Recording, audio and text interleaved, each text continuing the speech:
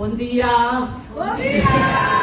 Assalamu alaikum. Okay, do you know how to respond? Good. And also sabah al-khair in Arabic. I love my Arab contingent over there and the Palestinians represented in the house. Where are you? Can we get a big shout out for the wins yesterday in Gaza, New York?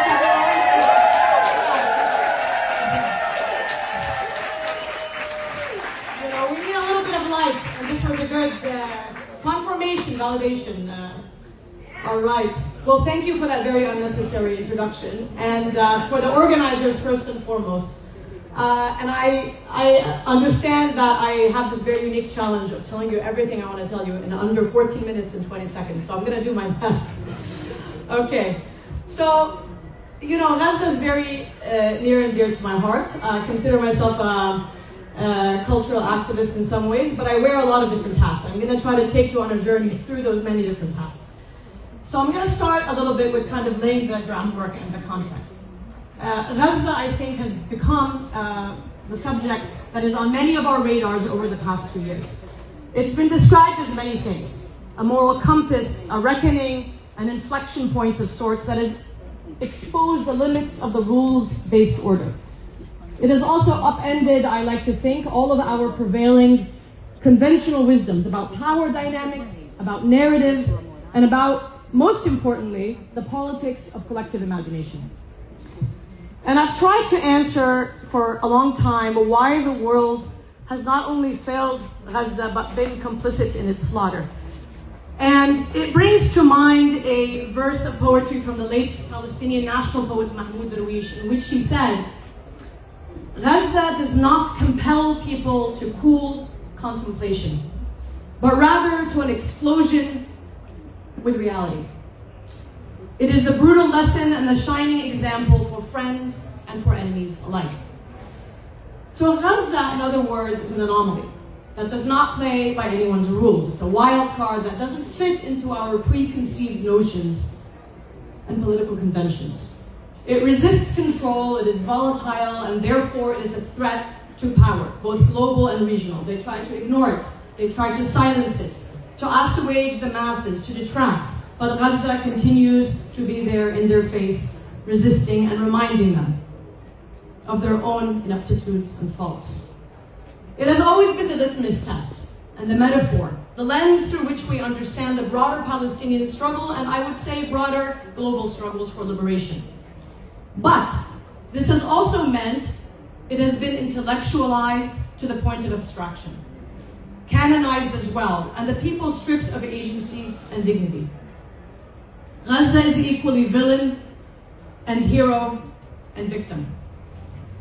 And therefore it is never fully human, and therein lies the problem.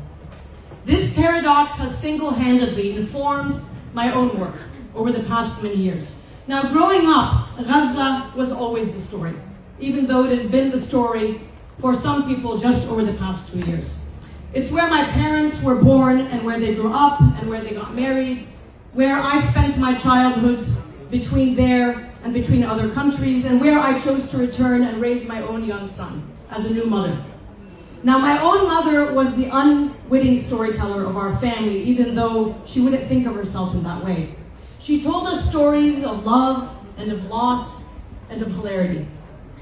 She talked about the neighbor who came home from his day job in Yafa, bearing a jasmine flower in his hat for his wife. She talked about surviving the 1954 tripartite aggression on Khan Yunis, her hometown, the anniversary of which was just 2 days ago. She talked about my grandfather's chance encounter with Che Guevara, who visited Gaza in 1959. In fact, I think I might have a picture of it somewhere. Right there, that's my grandfather on the right. Yeah, many people don't know this. Malcolm X came a couple of years before him. She talked about the spinster sisters, unmarried, who were daughters of the best confectioner in town. My grandmother's own defiance in the face of Israeli soldiers who insisted she stop teaching the children, her students, where they were originally from and driven out by Zionist militias. These stories, coupled with my own memories of the first Palestinian uprising, animated my own understanding of a home that was elusive and taught me an important lesson about the power of storytelling and memory as the foundations of our own advocacy. Home was ambiguous and elusive after all. It was both an ache and an anchor, something we spent our entire lives as Palestinians trying to define and to advocate for.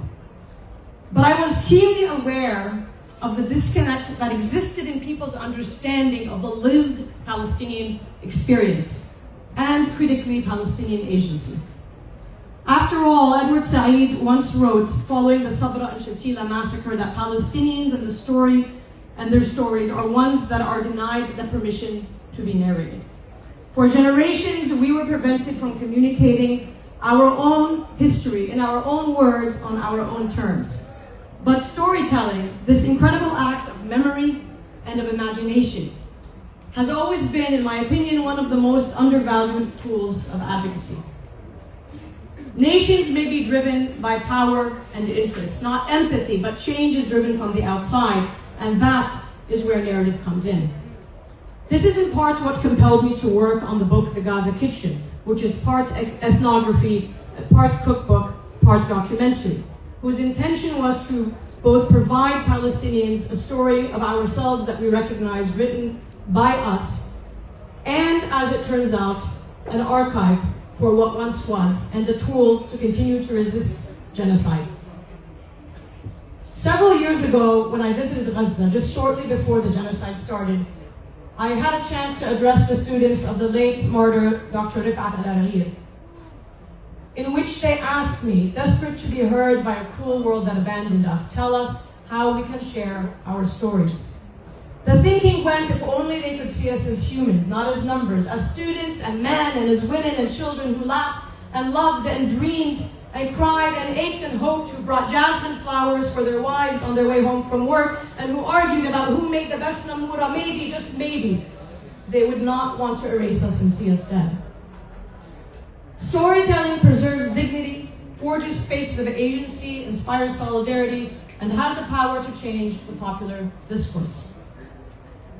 Now, over the past 2 years, we have witnessed a radical shift in the way that genocide has been waged, consent has been manufactured, information has been disseminated and consumed, and power structures have been challenged in a decentralized, transformative way. And I think this conference is no better example than that. If Gaza has taught us anything through its relentless heartbreak and unyielding hope, it is that advocacy has evolved into something much broader and more deeply human. It now lives in the realms of art and culture, climate and law, medicine, and in the vastness of digital space. This, in the fullest sense of the term, is collective power. Not only an act of resistance against erasure and against dispossession, but the stubborn act of imagining and creating and building beyond it. Joy as resistance. The story of Gaza, after all, is more than a story of loss and hope. It is clinging to hope, story of sorrow and loss, but it is clinging to hope and to the possibilities, to dream, to be human in spite of all of that. It is a story of transforming pain into power, even as our homes are being erased, and rising to the challenge to advocate, even when we feel most demoralized and powerless. It is to bake, date cookies, and preserve heritage and forge dignity, even amidst an engineered starvation. And this is where I'm going to shift the focus a little bit and spend the last few minutes talking just about this. This here is a map of what Gaza looked like prior to the ethnic cleansing of 1948, also known as the Nakba. Many of us think of Gaza, again, as an abstraction, as an area of bombed out landscapes, a thin strip of land along the Mediterranean, but it used to encompass a much larger area, and the majority of its residents are actually Palestinians who were driven from their homes by Zionist militias from this much broader area of Palestine. And this makes the cuisine an incredible way to explore and understand the Palestinian past and present. Gaza was at the nexus of historic trade and spice routes, and thus its cuisine shares those stories and tells that past. We also happen to have a love affair with the chili pepper, and I'm going to get to that. I'm going to end with, with talking about this really interesting story about some Gaza pepper seeds. one thing that I also learned that Gaza shares in common here with Laila and Salvador is the use of the clay vessels to cook in. So this on the top, does anyone know what that is? Do we have anyone that might have been to Gaza or is familiar? You can shout it out if you know. What is that on the top right? Oh, nobody knows. Okay. I'm going to teach you something new. That's called a zibdiya. And this is the most ubiquitous cooking vessel in all of Gaza. It is made from the earth, from the red clay. It is unglazed. And it is used to prepare ingredients, to serve salads, and to bake in. And it is one of the only things that Palestinians who were driven from their homes, internally displaced over the past years, took with them. And you will almost always find it in the home of any Palestinian from Gaza around the world, where they literally have a part of the earth with them. Gaza's cuisine, again, reflects its proximity to the sea, including the refugees that came from the beautiful Ride of the Sea, the city of Jaffa. The irony, of course, being because of the 17-year blockade, that seafood is almost no longer accessible for most of the population. It is heavy with greens and sour notes, with fiery spices and chili peppers, and a lot of earthy spices as well, and flavors that combine. It's like an explosion of flavors: the sour notes, the earthy, and the hot. So here you have one of the most famous dishes, Romania, which is a dish of lentils, a vegan dish of lentils and pomegranate and eggplant. It is also a reflection of its proximity not only to the sea, but of the agrarian interior, the farming interior from which many Palestinians were driven. Just more pictures to make you all salivate here. This was my grandfather's, I don't know, I see this and that. Yeah, so this was my grandfather's orange grove in southern Gaza. And this is one of the most famous types of desserts that you will only find in Gaza. It's a kind of kunafa made with wheat and walnuts and nuts. Now, of course, I'm making a point with all of this, I swear, which is that one thing I observed, and by the way, I wrote this book about 10 years ago, and I had an intuition then that there was something incredibly powerful about sharing the story of Gaza through its food. But I never imagined that the book would become both an archive and a tool against genocide, where I had my own family members and friends calling me and using it as a reference and saying, we only have these few ingredients left, or these greens that we foraged for, what do we do with them, Laila, can you help us? And I thought that was so absurd, but part of me was so thankful that I had something, not only that to preserve the past, but again, to hold on to that future. I'm going to give you some examples of people on the ground and the sorts of things they were doing. Again, not only to preserve culture, but to forge spaces of agency and dignity and resistance to erasure. This was a friend of mine who was tragically martyred last year as he desperately tried to help people stand their ground, remain in their homes in the very far north of Gaza, continue to distribute seeds and plants to those who had nothing remaining. And unfortunately, on his way to distributing some seeds, he was killed. Even seeds, by the way, are one of the things that the settler colonial state known as Israel refuses to allow to enter Gaza. And so that's where I'm going to end talking about the seed saving project. And this paradox as well is one that we saw and continue to see. I don't want people to be under the illusion that because there's a ceasefire, people somehow now have access to ingredients or things are somehow rosy. But for another conversation. The paradox of engineered starvation, the fact that there was a systematic attack on all of the places that sustained life, including first and foremost the agricultural infrastructure and the bakeries. And on the other hand, largely of women insisting on preparing traditional foods with whatever minimal ingredients they had left. And I frequently give the example of my cousin, and in this case my friend's sister, who was making date cookies in one of the worst months of the engineered starvation, in which you might have thought this seemed so absurd. But in speaking to her, she said, Laila, the reason that I do this is because it is incredibly important for my children to feel some sense of joy. And just being able to prepare these and just being able to have them have that sense of joy, for me, I've done my part. I'm resisting this entity, this system, this genocide that wants to make me disappear, but also more importantly, wants me to lose all hope.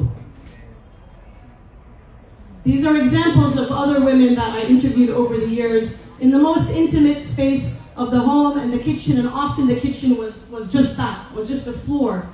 in which these stories, in which you see this everyday, ordinary struggle to retain dignity and to resist the most oppressive system that you don't always see in the most obvious of ways. And more examples of friends of mine who were relying on things like purslane just to be able to feed their families, and calling me and feeling very proud that this is our contribution. This is how I am feeding my family.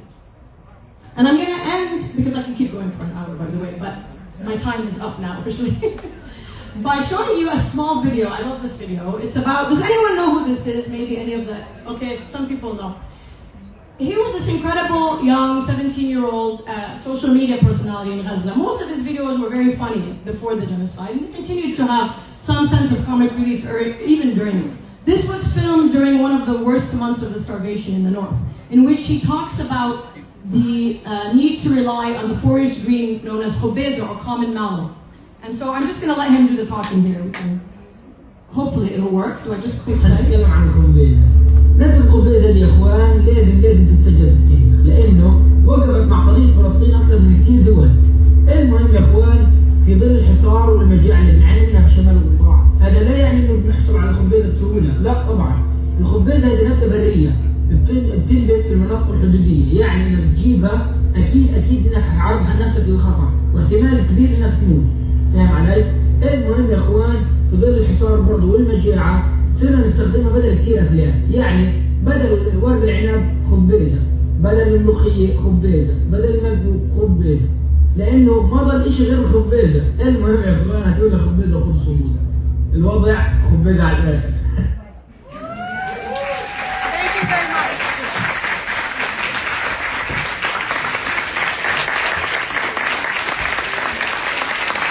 Round of applause for Laila El-Haddad. Muito obrigado. Aplausos, Laila El-Haddad. Thank you, Laila, for taking us on this beautiful journey. Our hearts are with you and with all the people of Gaza. Thank you, Reddy. Thank you so much, Laila.